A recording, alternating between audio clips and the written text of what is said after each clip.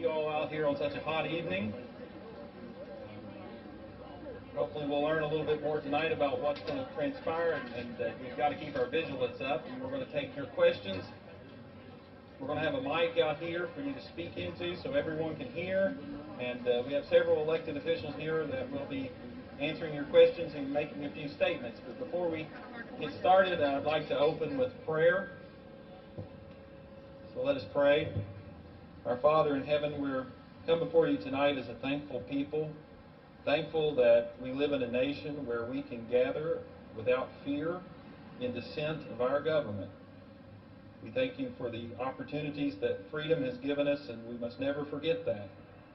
We pray your guidance over us as we head forward, not just tonight, but throughout the coming battle. We pray that you will guide us and help our endeavors be pleasing in your sight.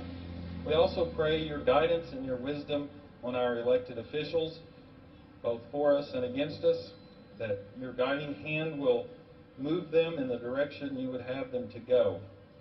We ask these things in the name of your Son, Jesus Christ, who lives and reigns with you in the glory of the Holy Trinity, one God, now and forever. Amen. So we're happy to see you all, as I said just a minute ago, and hopefully this won't go too long tonight because we know it's hot and everyone has other things to do on a lovely summer evening, school starting next week and all that. But I suppose many of you are aware of what's happened in the recent court meetings. I think most of you were probably there. But we hope to give a little meaning of what has transpired and what is to come. And to introduce myself, I am Don Malone. I am the moderator of the Carter County Citizens for a Better Way. Hopefully most of you are on that Facebook page or know someone who is. That is our clearinghouse of data. If you want to know what's going on and what your friends and neighbors think, check out that Facebook page. We'll ask to be a friend. We'll let anybody on it. We do ask that things remain civil, that nothing be a personal attack on anyone, and we stick to issues relating to concerned citizens of Carter County, as we all are. So be sure and log on to that web page, ask to be a member, and we'll let you in. It's open for everyone, friend or foe, and we try to keep everyone updated with the videos of the court meetings, newspaper links, and stories that might be pertinent, and you get to comment on it. So that's why we ask to keep civil. I know it's sometimes difficult to do when passions fly, but that's what that website's there for. That's the #1 tool for everyone to remain informed. And at this time, I want to ask that our county jailer, R.W. Boggs, step forward and give us an overview of what's happened and what's to come. Yeah, howdy everybody. It's fine. Thank you there. You know, the biggest thing for tonight, you know, we've done this once before, and you know. Doesn't like you. There we go. Now you're on. Okay, much better. You know, we had this once before, and it was a very long meeting. I don't see this one being nearly as long, but we wanted to get out there because I know a lot of people was concerned, oh my God, they voted it in, second reading's passed, where do we go from here? A big thing to tell everybody and to get the word out, not just to the people here, because a lot of you all are probably already in the know, is that this is far from over. There's a lot of legal maneuvering going to happen. I see our county attorney here. He might explain some of that today. I was in a meeting on Tuesday in Lexington with the Kentucky Jailers Association. I'm not allowed to talk a lot about that yet, but there's legal maneuvering going on there that's going to be fairly decisive and hopefully kind of stop this thing in its tracks. And locally, again, county attorney's doing some fighting. We have, you know, citizens, you know, looking at, has already entered into that lawsuit and looking into even other ones. I mean, what I think most people here is most outraged about is the fact that they just don't listen and they don't care what, you know, the community says, and, well, don't care about the Constitution, don't care about anything, you know. And that's one of our big things tonight, is to really hopefully get a lot of questions to see what we haven't answered. You know, we're very excited about what the Carter County Citizens for a Better Way, you know, is doing in the papers and on the radio and on Channel 14, and especially on Facebook, because we have really found that, you know, even people that's not Facebook savvy, you know, they know somebody that is, and they'll sit there and they'll watch the videos. So if you haven't seen the fiscal court meetings, especially say the last 3, I would definitely suggest doing that, because it gives you a good, good idea of what these other guys are just doing. I mean, it's slamming this down their throats. And the biggest thing we see from the last fiscal court meeting is they talked, not numbers, but they spoke of numbers once again. They said, well, the rough draft's been out there, and I think this newspaper's just not reported it. Well, we all know better. These rough numbers were reported in the beginning, and the rough numbers they referred to was the very first meeting they brought this up, and they handed, you know, I pretty much had to take a page from them on this, but when I got it, it took about 10 seconds to shoot $2.2 million worth of holes in this thing. They still show on their budget that we continue to retain the federal contract. And I don't know how they think anyone in Carter County is dumb enough to believe that, because, you know, the 2 highest ranking federal marshals over our contract in Kentucky and West Virginia sent them a letter and said, we do not do business with regional jails. We're not going to do business with regional jails. You will lose the contract. And they're like, well, we could either renegotiate it or whatever. Well, now they're saying, well, even if we lose the federal contract, it's not that big a deal. Well, if you're a taxpayer, it's more than a big deal. Right now, it's about 1.2 million big deals, and the fact that they've unfroze the rate and we can write for a bigger rate, it's going to be somewhere between 1.5 and 2 million big deals. And we have nothing in Carter County that can replace that kind of money. Now, if you see them on the street, they might say, okay, if we lose the federal prisoners, what we can get in return is state prisoners. We'll just replace them with state prisoners. Well, number one, they pay a lot less for them, and number two, House Bill 463 come out, and that has reduced by 20% across the entire state the amount of state inmates there are. They're just letting them out. And that means for county jails, there's a lot less of them. I mean, we have seen a shortage because of it here, and some jails have lost all of theirs. I mean, the only thing about us keeping a few state inmates is because we have such a appeal epidemic that people get bound over to state, and we have them for a little while, but then they pull them into the state prison, or they go to a Western Kentucky jail. So I mean, we're not going to recoup those dollars. I mean, the federal contract is really our baby in this county, because it is our highest revenue source that we have, and there's no question. I mean, even they're not questioning anymore that it's going to be lost. They might try to say we can get it back, or, you know, it's not that big a deal, but it's the biggest deal of the county, because what they did refinance the bond, and we went from a $420,000 a year that we pay on a bond payment to now we pay $396,000. Well, if you lose the $1.5 million that we're going to have, you have that $396 you still owe, but right now that $1.5 million from the feds is paying the expense of the jail. And typically in most counties, Brown County is paid $1.1 million out of their general budget is what they put into their jail. And Boyd County, I think you all had a pretty high number too. It was over $1 million. But then again with us, after paying the bond payment, we had about $100,000 that come out of ours. And I mean, we spend more than that on, you know, one dozer. You know, they just bought dozers and dump trucks and all this. Gravel, we spend a lot. But there's no recouping that. We're the cheapest jail in eastern Kentucky. Our jail is pretty much state of the art. We put new technology in it that didn't cost the county anything. We have something very good here and something that we could build on.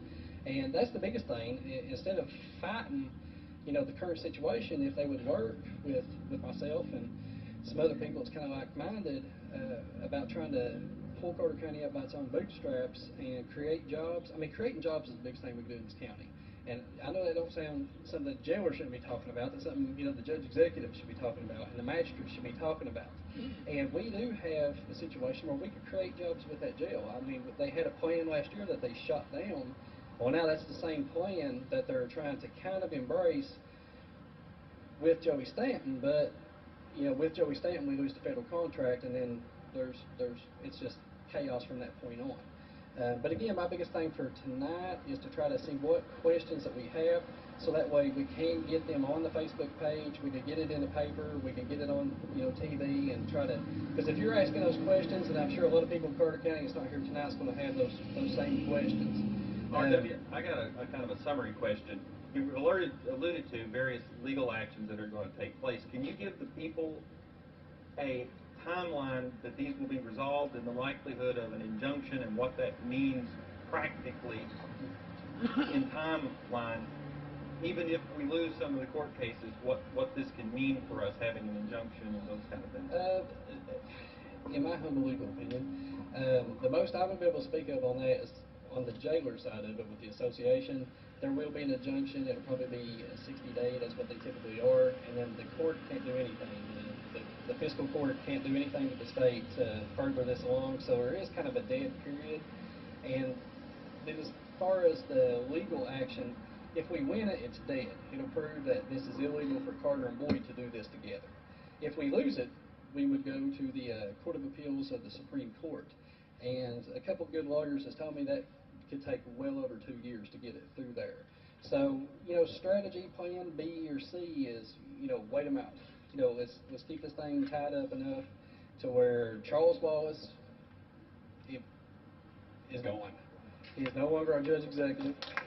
And we have magistrates in there that are willing to work with us. Because I believe, in my opinion, and for most of the people that I talk to, that if this thing goes beyond his term, whatever judge executive gets in next and whatever magistrates we get are going to say, hey, this thing's dead. We're going to kill it.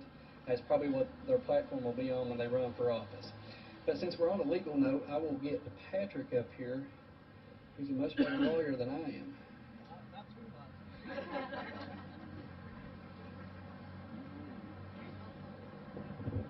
Good evening, everybody. Good to see everybody that came out here tonight. Two things I want to share with you. Number one is keep your conviction. It's very easy to get wore down with all this.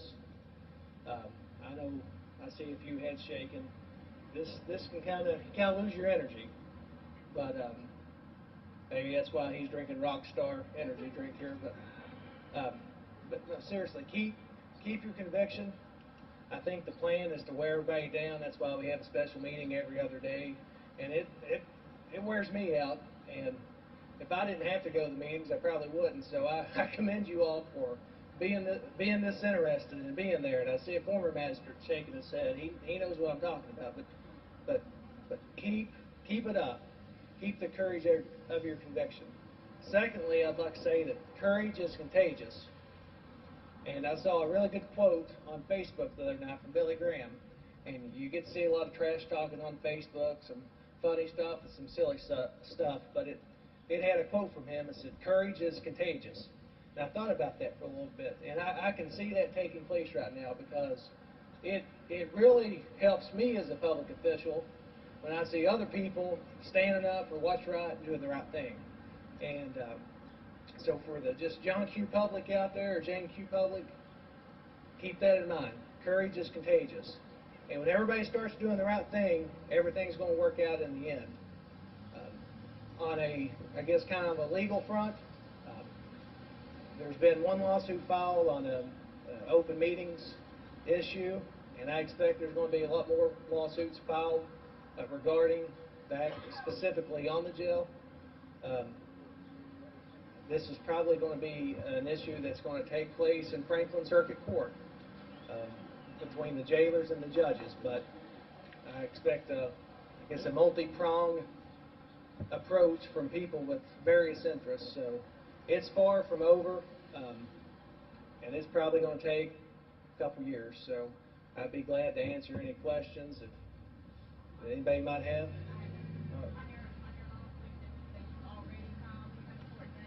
No, I don't know if there's been service yet or not, so. Yeah, I don't know. What was the question? The question was on the open meeting lawsuit that was filed in circuit court, if there was a court date. The answer was no. I don't believe that there's been service made on everybody yet. Tracy? My question is, please use the mic up here so everyone can hear you. There's one provided for the audience. My question is, with the numbers that the fiscal court is supposedly providing us, where can we go as private citizens and voters to get a copy of these numbers that are supposedly out there? Can we go to the judge executive's office? Where is the official spot for us as citizens to copy of the numbers that they say they have? Well, I think it would depend on where the documents originated. Probably the judge executive's office, or potentially the treasurer's office would have them. I don't know, but I know Tracy brings up a good point. I've talked to Tracy. I'm hoping in the very near future to get a website up and running. It's going to have a link. It's going to have the whole entire county checkbook online. So when you've got an issue like Tracy that said, you know, hey, I'd like to see how much money's being spent this month, you've got a right to see that. And Tracy's kind of a computer whiz, and he's agreed to assist in that. You're more of a computer whiz than I am, so. Okay. But I think people should, for just the little bit that he has done so far, thank him for that, because those are little things that everybody should be allowed to get. You know, we're in 2012. It's And public we, information. yeah, and we should have a website that everybody can assess and just see basic information. And a lot of times I get to fiscal court meetings and I get the book, and you know, it's really hard to sort through 50 pages and know what's going on in an hour. So usually issues that I have come up with looking at it after the meeting's already over with. So hopefully it'll be there for everybody to look at, and you know, who knows, there might be some people in this audience that see something that thinks, wow, that's good or that's bad. And once the questions start, I think what we'll have is a more informed public. If the more informed public we have, the better government we have. You can actually get those figures from Charles Waller. I couldn't hear you. You can get those figures from Charles Waller, I have them as well, but they're not. and as soon as our Is this the financial- original rough draft, or is Yeah. this the final?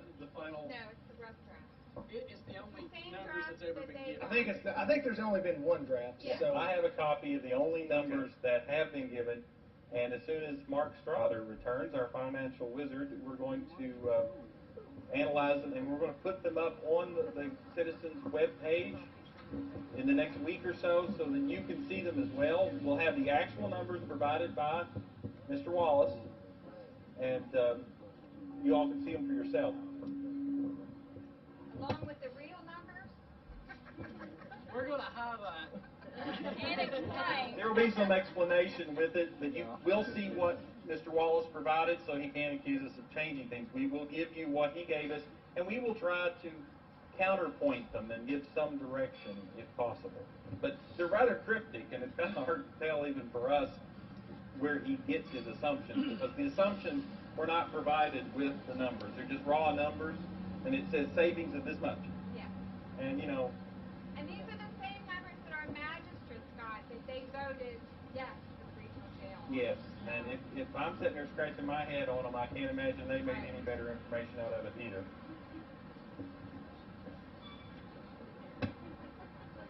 anybody else?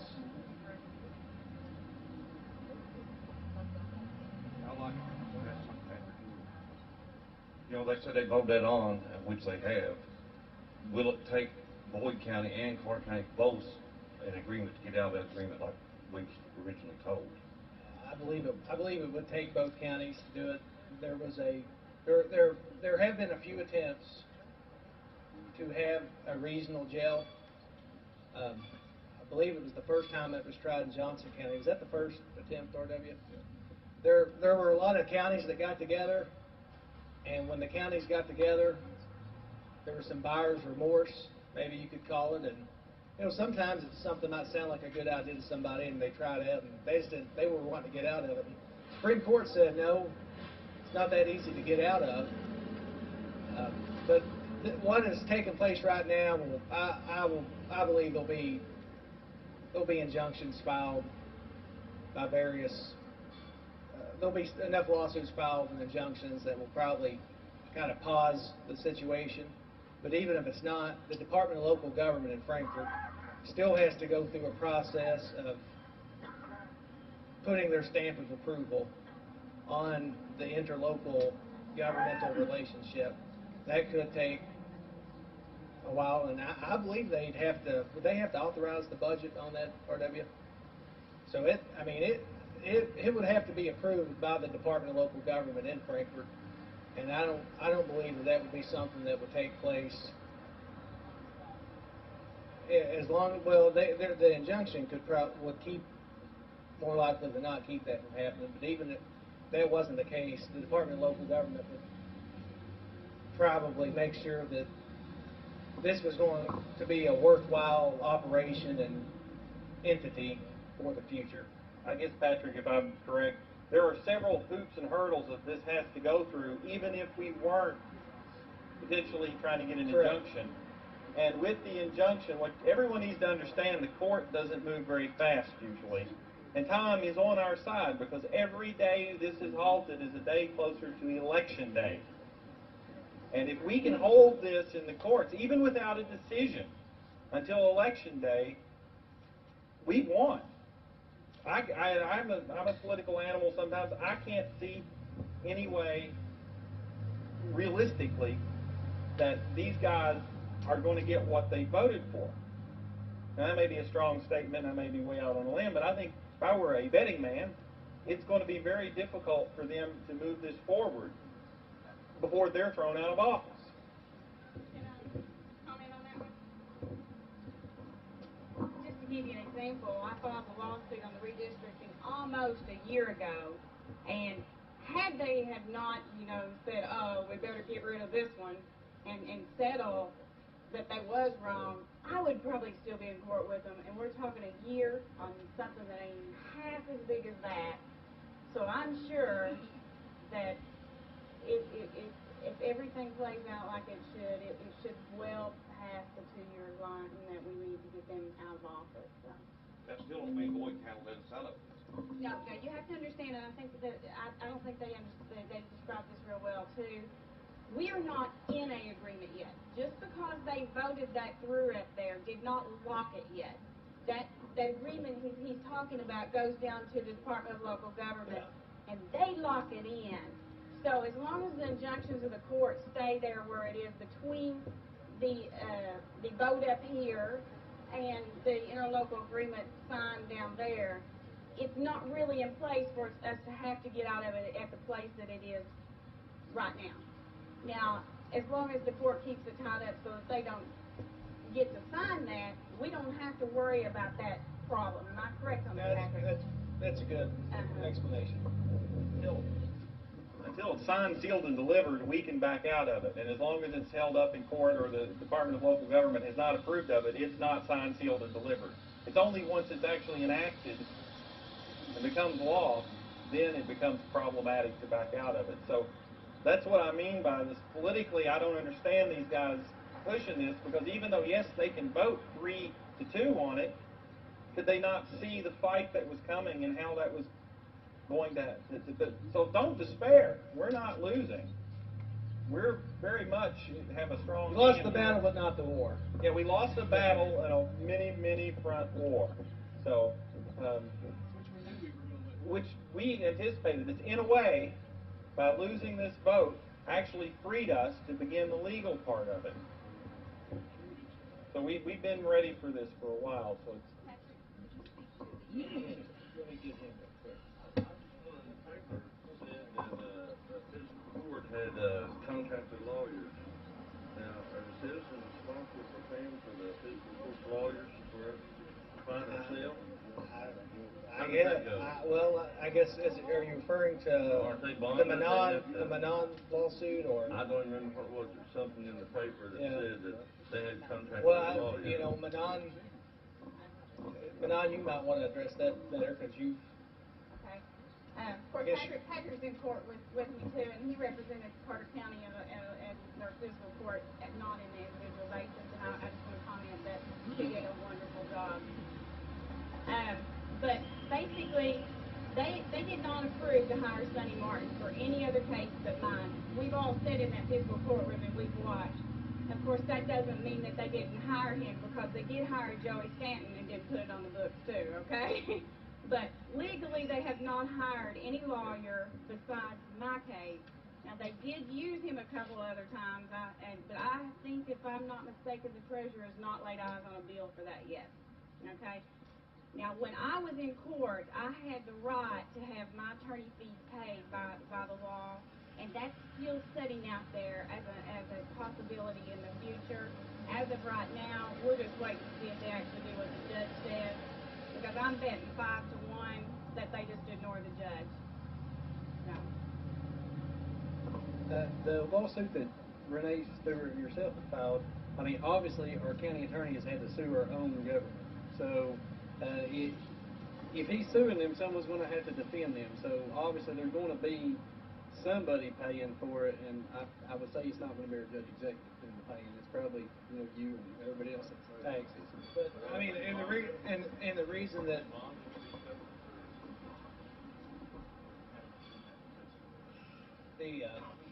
but I mean, I believe that it was a lawsuit worth filing because it was a blatant violation of the Open Meetings Act, and I don't believe will take too long, but that's I guess a business decision that they have to make, and they're ultimately going to be responsible to you all as to what they pay. You're either right or you're wrong on an issue like this, and clearly there was an overflow crowd. There were people standing out in the hallway, There needs to be a quick point made about that. If we win that lawsuit against our county, it rolls everything back to day one, and they have to do 2 readings of this again, and we get to go to a whole series of court meetings again. Now, as bad as that seems to us, that can't be a pleasant prospect for them either. So, even if we win the lawsuit that Renee and Patrick have filed about the open meetings, it nullifies the first reading of this ordinance, which means the second reading is nullified, which means we're back to like day one and start all over again. So that's what the relevance of that is. I don't think they'll be happy. You're right about that, and I have a pretty good feeling that's probably going to happen. So that's a whole other front we've not talked about. We've been talking about injunctions and ruling it unconstitutional because of bricks and mortar issues and things like that. That's another front that basically it just smacks them and tells them they did it wrong. You got to do it again. So that was another point. And to kind of go back to that, at that meeting, I told them before the meeting started, there's an overflow crowd. I believe we should go upstairs. They said no, and then I stayed it the second time. What I find interesting is since then, anytime there's been a large crowd, I think maybe somebody has maybe got a little bit smarter, but we've moved the meetings upstairs. A little bit more nervous. Yeah. They're dotting their I's and crossing their T's a little better. I was on that bench in the back, by the way. You should have go, oh! I want to know how the citizens protect themselves from this kind of thing even happening to start with, when we don't know when all these discussions actually began and who was privy to them from the start. Some of our magistrates seem to have some information and others have none. How, as citizens, can we keep this kind of thing from happening in our local government? Biggest weapon you have is the ballot box. And Be careful who you vote for. and I tell people that, and a lot of people, they ask questions, and they're sincere about, impeaching officials and referendums and issues on the ballot. And, Kentucky law just does not allow a lot of issues to be placed on the ballot. Constitutional amendments are. There are a few issues at the local level that, maybe some like wet dry type votes, things like that are local, that are on the ballot, but that vote that's a really big weapon. And some people will say, well, it's 4 years, a 4-year term. And that's just the rules, what the Constitution of Kentucky says. So, but I believe the good thing about all this is that no matter how all this turns out, we're going to have a better community because we're going to have a more active and involved citizenry, and that's a good thing. And we've got a lot of people interested. It's kind of hot out here tonight, and just the fact that we've got this many people is a really good thing. Yes, my name is Roy Seagraves, and I try not to get mixed up in politics. Some of y'all know why. When I get into the middle of a fray with these people, the politicians all start running. for cover. But anyway, I'd like to refer, I wish you all, when you stand up and speak, would give your name and your position in the county, because some of us are not familiar with it. Denny's my first cousin, by the way. He won't claim it. My name is Manon Polly, Yes, ma'am. and I have no position in Carter County. She's a concerned citizen. Yeah. We all I was are. born and bred here, and I'm never leaving. But you're an attorney, aren't you? No, I'm not. Oh, I thought you were. But I'm Oh, you lead the Republican Party. I do that, but I Oh, will okay. tell you, the funny thing is I'm not an attorney, but I believe I need to go apply for the bar in before you Because I remember you now, seeing you down at McDonald's. Yes, yes. Well, I got on your suit, I got an opinion that redistricting turned out to be nothing more or less than gerrymandering, because they took a stronghold away from us down in Lewis County and divided the Republicans up between. That's a state issue. West, I know it, but we're still concerned. We about agree it. with you, Yeah. that's a different issue. Because I see they get away with part of her district. Right. But anyway, my question about this, has the Union of Concerned Citizens considered a recall on Charlie? No such provisions in the law. It's just not, I've looked high and low, and dealing with a county official, Yeah. and impeachment by the General Assembly is, for all practical purposes, the only way to remove someone from their office. And it's only happened 4 times. I put a link on but each state, California, they vote on everything. Which toothpaste do you like the best? And they put everything on the ballot. And I'm glad in a lot of ways that the law is the way it is in Kentucky, because elections should have consequences. I'm not through. That's right for me. We gotta talk about other ones. Oh, well. But everyone, I think, concerned citizens in the county knows that Charlie Wallace has tried to manipulate and micromanage our jailer's position. He gave Randy Binion fits while he was in, and now as soon as R.W. came in, he's done the same thing with R.W. He's trying to micromanage the jail system. He'd like to do away with it, or he'd either like to have it, one or two. Well, we're going to do our best to upset him a little bit. I would like to say, since you brought up redistricting, we talked about Manon's lawsuit, and we are concerned citizens for Carter County, which is more than just the jail. We're looking at all sorts of issues, getting the checks up on the website so we can see where our dollars and cents are going. There are other things we've talked about. We've broached the issue lightly about the times of the meetings being moved to the evening. There are other things that this group is going to advocate as time goes. Of course, right now we're a little busy with this issue. But I do want to say that as concerned citizens, Manon's lawsuit that she just got settled this week is about our magisterial districts and the fiscal court's refusal to uphold their constitutional duty and redraw the map according to the population growth of the county. This is not something that they can do if they want to. This is something they have to do, or give a darn good reason not to. And they failed to do that. And Manon, as a concerned citizen, only a concerned citizen, took them to court and has won. And now they're going to have to redraw the districts in accordance with the Constitution, and our magisterial districts will change some because of that. So we need to definitely give Manon applause for standing up and taking that personal fight herself for all of us. Any more questions, legal, for RW, for anybody here? Just take a mic and ask it. We appreciate everybody coming out, and anytime you have questions, I'm very easy to find, R.W. Boggs, Joe. So if you're not on the Facebook page, I'm easy to find, at the jail. Patrick's real easy to find. Everybody that's been close to this fight, it's very easy to find to ask these questions. When you ask the questions, we know other people's thinking it, and we'll get those answers out there in the public just as broadly as we can. I appreciate everybody coming out. If Donnie doesn't have anything to finish with, I'll just say that, we thank you again. Appreciate it. This is the only way we get anything done. I believe, honestly, the Jailers Association told me, they're like, you all will not hold this up, through June.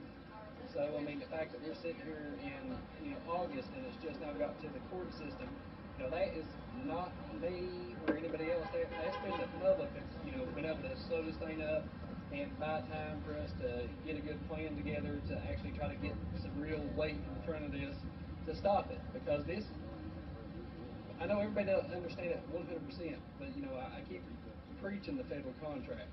But this is probably the most important battle we've had in Carter County in a long time, for financial reasons, not because of your jailer reasons or anything else. I mean, obviously we all want our vote to count, and you all voted for whoever you voted for, and you want them to be the ones representing you.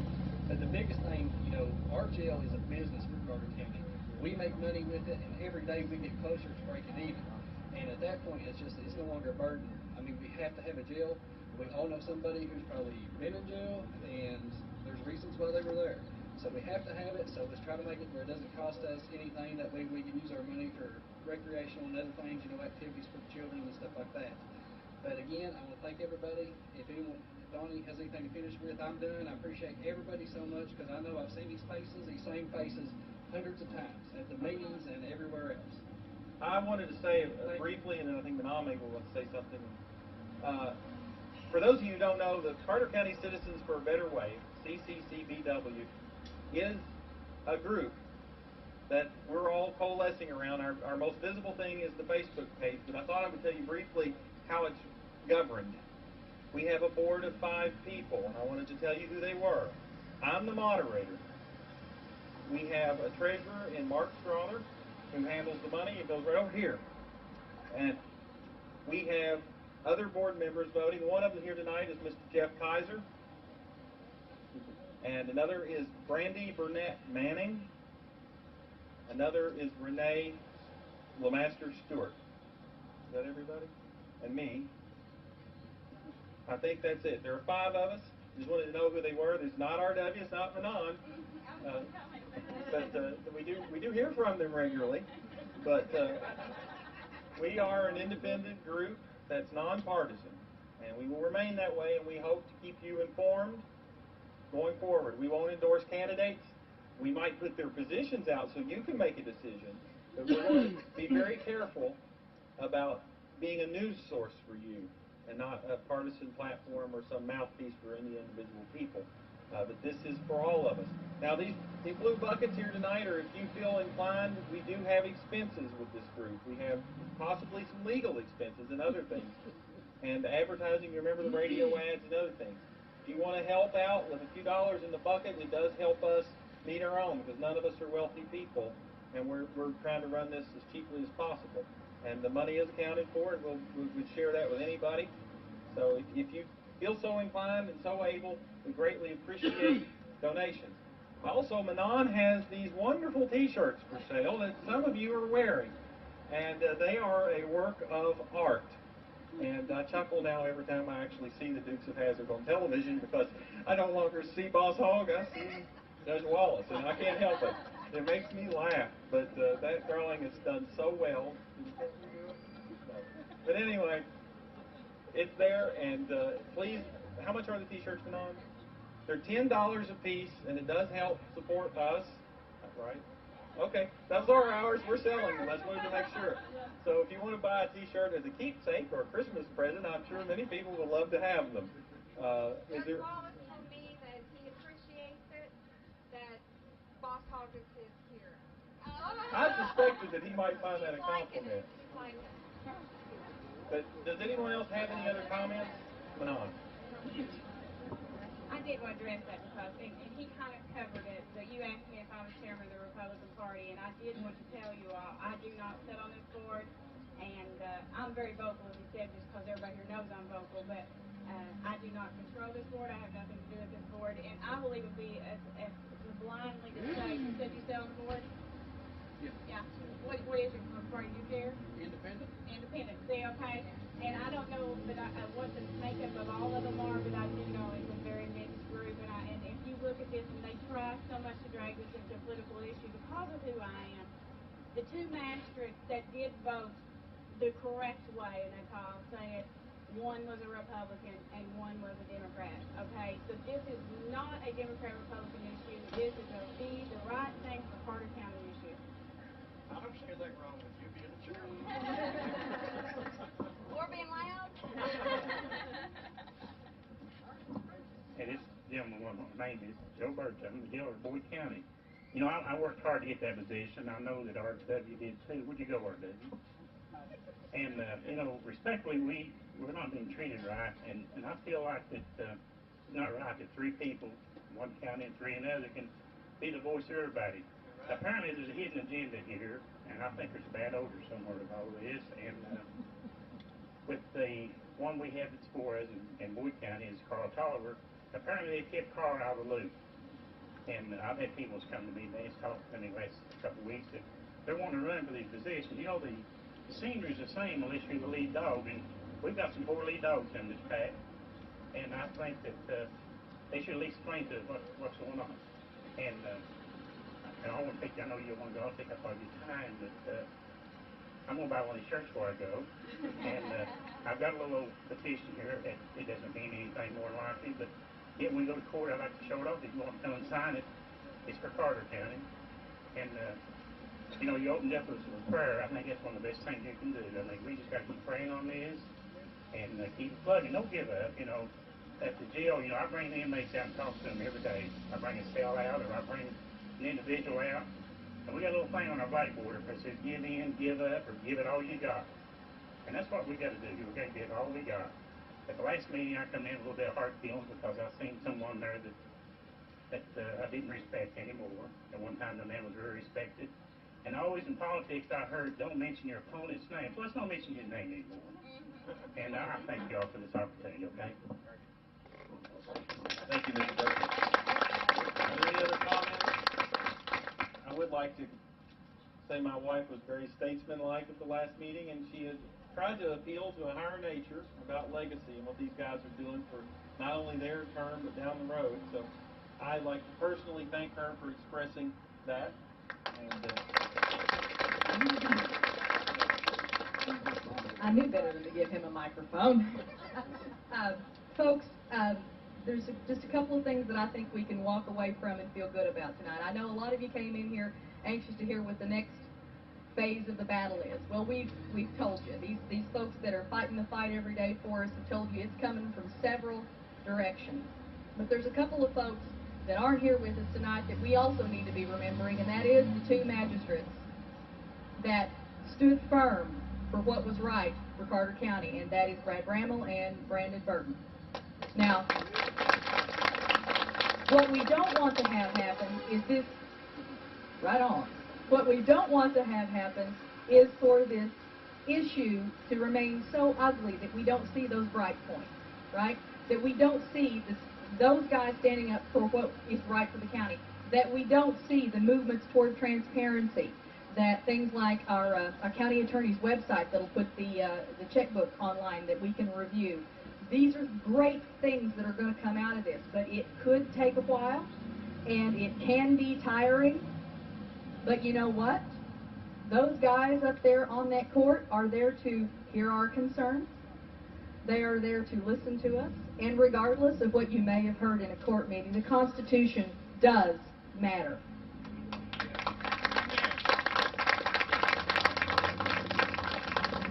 And when we talk about transparency, we talk about a day where there are no backroom dealings, to where ordinances cannot be cooked up somewhere in a hamburger joint and then brought and thrown out on the table in front of magistrates who have never seen it before, who have never authorized it, who have never said this is a course that sounds good for our county, to where our citizens have never been there to even hear a discussion of this as a pathway. So transparency, fighting the good fight, remembering the heroes in this battle, and keeping our energy level up. I'm so proud of the folks that are at it every day. I'm so proud of the watchdog nature of this group. And believe me, I'm not on the board either, but I'm close enough to it to hear plenty about it. So, and that's important. All of you guys here tonight, watchdogs. That is our role as citizens, to be active citizens, citizens in action, keeping an eye on our government. Good government doesn't just happen.